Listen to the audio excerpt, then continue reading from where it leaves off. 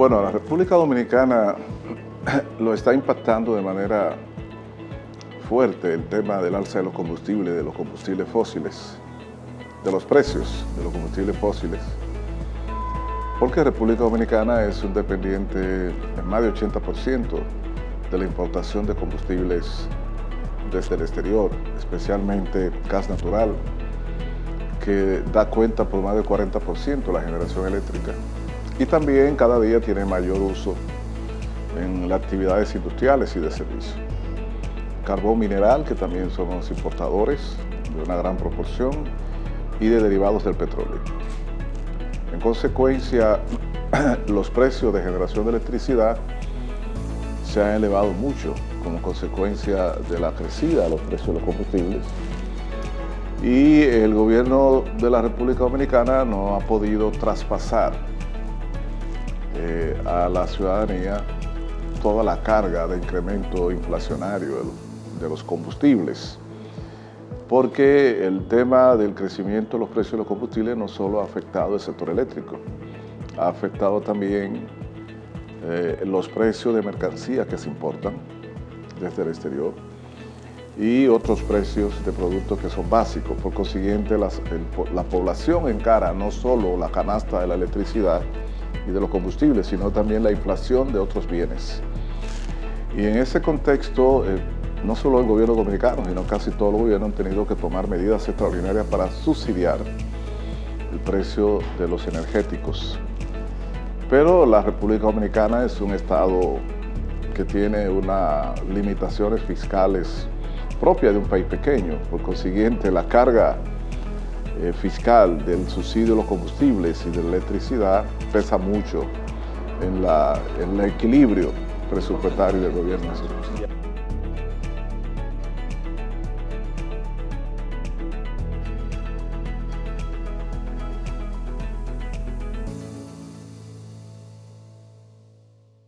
Bueno, en lo que se refiere al caso de los combustibles para transporte,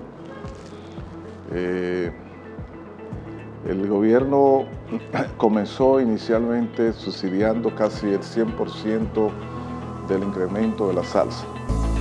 Después ha tenido que pararlo y ahora mismo posiblemente, no te puedo hablar con mucha precisión, pero posiblemente un 60% así de lo que es el incremento de la salsa de los combustibles. El gobierno lo subsidia, depende, porque hay combustible dedicado a la generación de electricidad y hay combustible dedicado a actividades industriales y hay combustible dedicado al transporte público. En lo que se refiere al transporte público, es la mayor proporción de subsidio y en cierto periodo el gobierno absorbe por completo la salsa de los precios de la gasolina, el gasoil y esos combustibles para el transporte. En el caso de la electricidad, nosotros tuvimos durante varios meses el año pasado un incremento de la tarifa eléctrica, pero ya hace alrededor de 4 meses para acá, que hemos tenido que parar por completo el traspaso de cualquier volumen de precio a la tarifa eléctrica y el gobierno está absorbiendo prácticamente el 100% del incremento de precio de la generación eléctrica como consecuencia de la crisis internacional de los combustibles. Ahora, hay otro aspecto que debemos decir, y es que esta crisis internacional de los precios de los combustibles, que ha tenido que ver básicamente con la escasez de la disponibilidad del gas natural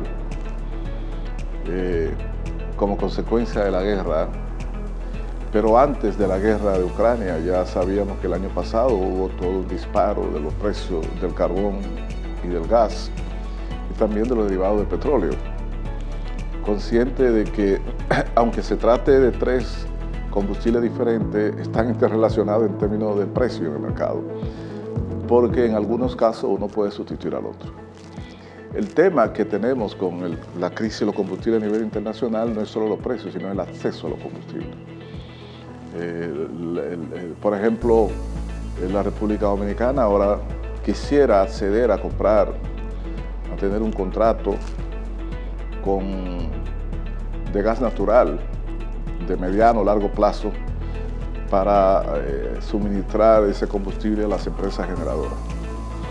Sin embargo, resulta que los suplidores de gas natural a nivel internacional, el precio que ofrecen, aun cuando tú estés aquí cerca de Estados Unidos, el precio que ofrecen es un precio que corresponde al indicador de precio de gas natural holandés, que es el que se está utilizando en Europa, el TTF, que tiene precio que es en algunas ocasiones 5, 6 y 8 veces superiores al precio de referencia de Estados Unidos, que es Henry Hub.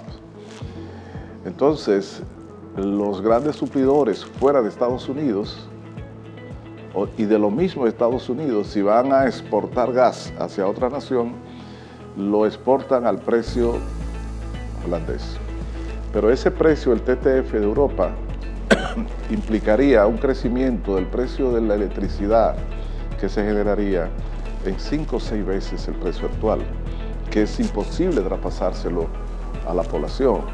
Entonces, eso genera una situación muy difícil en las naciones que, como la República Dominicana, tiene que comprar para abastecer más del 40% de la necesidad de combustible de su planta de generación. Esa dificultad para acceder al combustible a precios adecuados está afectando sensiblemente a las economías y a los países que carecen de recursos naturales y combustibles, que no tienen grandes capitales y que no son atractivos para muchos suplidores que prefieren mantener en inventario una gran cantidad de gas antes que entrar en tratos de corto plazo y a precios adecuados con una nación que lo necesita. Lo que sucede es que a nivel mundial tenemos una especie de oligopolio internacional en lo que se refiere a la producción, comercialización del gas natural, por ejemplo. Es diferente el caso de los derivados del petróleo, que hay mucho más diversidad y más libertad de tú buscar un mercado que te abastezca. En el caso del gas natural, por la naturaleza tecnológica de su proceso de producción, almacenamiento y transporte, son algunas naciones y algunas gigantes, compañías gigantes, que tienen esa capacidad y entonces lo utilizan de una manera, yo diría que relativamente despiadada en términos de los términos de comercialización y de los precios que tienen. Y simple y llanamente tienen ahora mismo toda su bóveda repleta de gas, pero no accede a suplir ese combustible a precios adecuados a naciones que no tenemos capitales y que no tenemos combustible.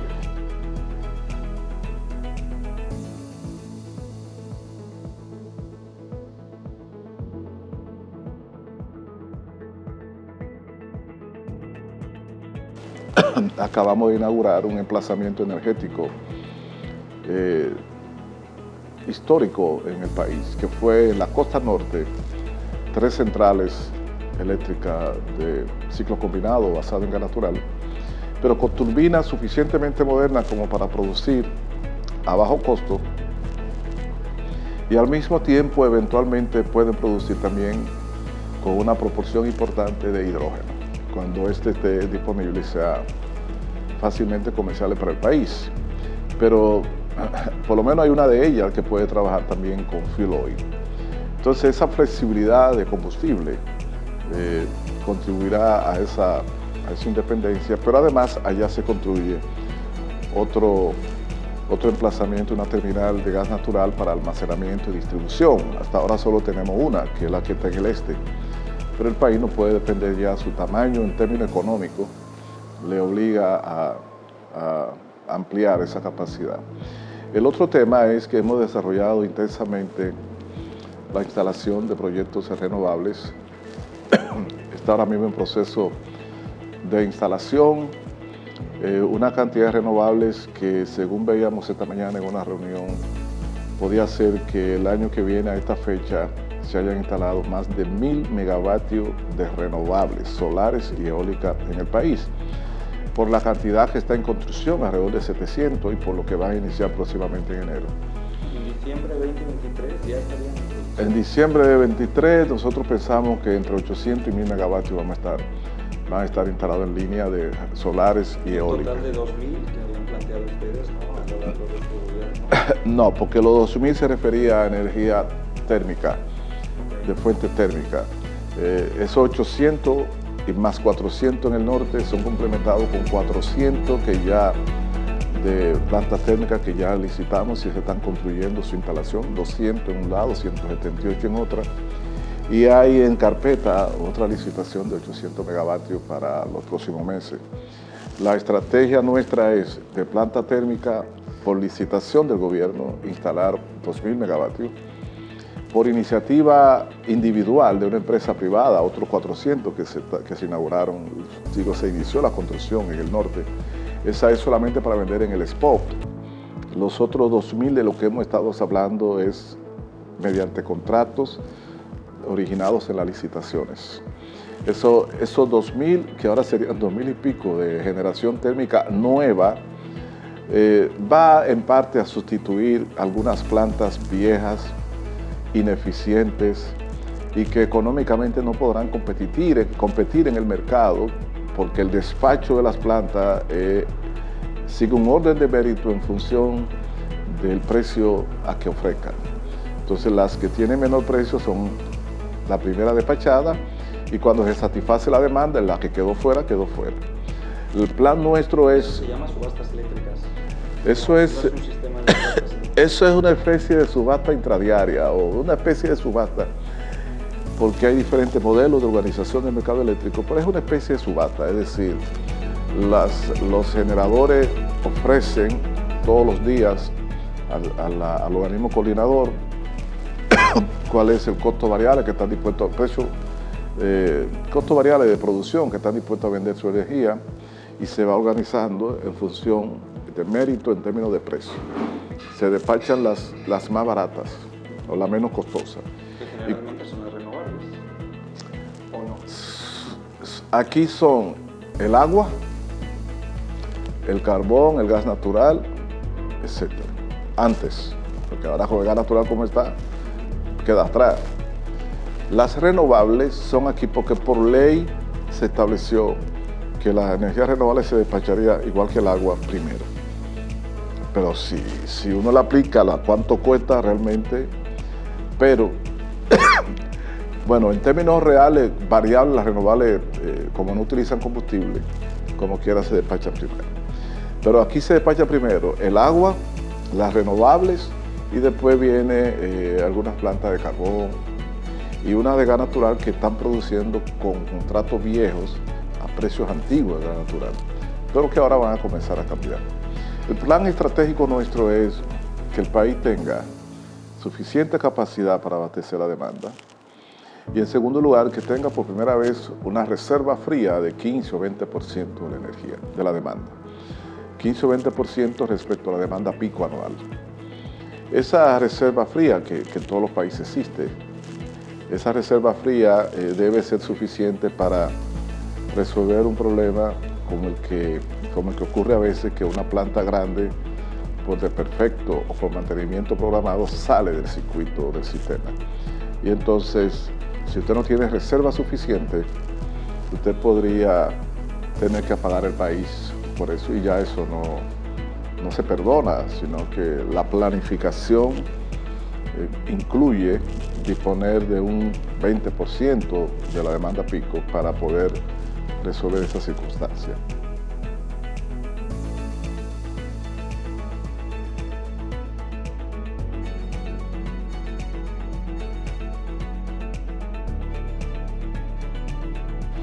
Hemos sido exitosos en la atracción de capitales en gran proporción para las renovables. Estamos haciendo pinino, es decir, estamos desarrollando inversión privada junto con la empresa de transmisión para el sistema de transmisión. No hemos sido exitosos, no solamente este gobierno, ningún gobierno todavía en cuanto a la atracción de capital privado para las empresas de distribución. Sin embargo, la necesitamos desesperadamente. En algún momento, no quizá en estos momentos, pero el dominicano tiene que pensar en la necesidad de atraer capitales privados para la inversión en distribución que requiere anualmente su expansión, su sustitución de tecnología, etc. requiere muchos capitales. El tema es buscar la forma de hacer que esa inversión no afecte el objetivo del servicio. Porque, por ejemplo, en Puerto Rico, la empresa Luma Energy, el gobierno contrató a la empresa Luma Energy y le entregó la administración privada con sus inversiones, etcétera, a la distribución, y ha sido un fracaso. Entonces, en el caso de la distribución de electricidad es muy diferente al de la generación, porque la generación usted tiene una planta allí y punto. La distribución invade todos los días su hogar.